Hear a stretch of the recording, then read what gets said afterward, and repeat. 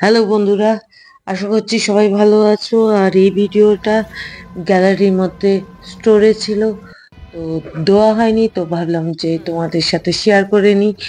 এই মুহূর্তটা আসলে বেশ অনেকদিন আগেই মাকে নিয়ে গেছিলাম ঘাঘরবুড়ি মন্দিরে পুজো দেওয়ার জন্য। আর সেই সময় তুলে নিয়েছিলাম ছোট্ট কিছু ক্লিপ, তো সেটাই তোমাদের সাথে শেয়ার করছি। তোমরা বলো যে তোমাদের কেমন লাগছে। আর আমরা গেছিলাম আসানসোলে খুব প্রসিদ্ধ এক মন্দির, যার নাম ঘাঘরবুড়ি। এই ঘাঘরবুড়ি মন্দির সম্পর্কে না জানা মানুষের সংখ্যা কম, বিশেষ করে যারা আমাদের আসানসোল বা আসানসোলের পার্শ্ববর্তী অঞ্চলগুলোতে আছো, তাদের পক্ষে না জানা নয় ব্যাপারটা। মা যেহেতু হাঁটতে পারে না, সেহেতু এই মন্দিরে যারা সেবায়েত আছেন তাদেরকে যত সামান্য পরিচিতি আছে তাদের সাথে, তো তাদের কাছে রিকোয়েস্ট করাতে মাকে দরজা দিয়ে আলাদা করে মন্দিরের মধ্যে নিয়ে যাওয়ার জন্য অপেক্ষা করছিলাম, কারণ মন্দিরের গেট ছিল বন্ধ। আর এদিকে দেখতে দেখতে সূর্য উঠে গেছে, অনেক পরিষ্কার হয়েছে চারপাশ। আর এটা হচ্ছিল একটু আগে যেটা দেখালাম, গারুই নদী।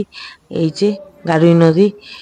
আর এই পুজোর ডালি তৈরি, চলে এসছি মাকে নিয়ে ঘাঘরবুড়ি মায়ের পুজো দিতে।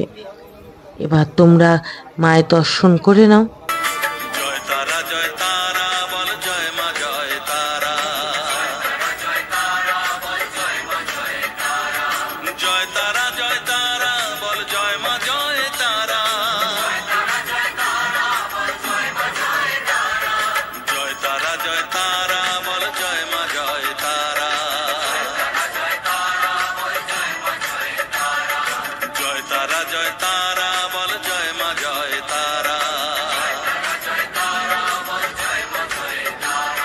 জয় তারা জয় তারা বল জয় মা জয় তারা। তো এতক্ষণে তোমরা নিশ্চয়ই ঘাঘরবুড়ি মায়ের দর্শন করে নিয়েছো। আর এ হচ্ছে পুরনো বৃক্ষ, বহু শতাব্দী পুরনো। আর এদিকে মায়ের মন্দিরের সামনে মহাদেবের মন্দির, যার দ্বার তখনও বন্ধ ছিল, সকালে তখনও খোলা হয়নি। তো মা নন্দী মহারাজের কাছেই প্রার্থনা করছিলেন, প্রণাম করছিলেন। আর দূর থেকে এই হচ্ছে মন্দির। আর মন্দিরের দুপাশ জুড়ে রয়েছে পুজোর সামগ্রীর দোকান। পুজো হয়ে গেছিল, তাই চা খেয়ে নিয়েছিলাম, তোমাদের সাথেও শেয়ার করলাম। আর তারপর চা পান করার পরই মাকে নিয়ে আবার ঘরের পথের উদ্দেশ্যে। তো এই ছিল ছোট্ট ভিডিও।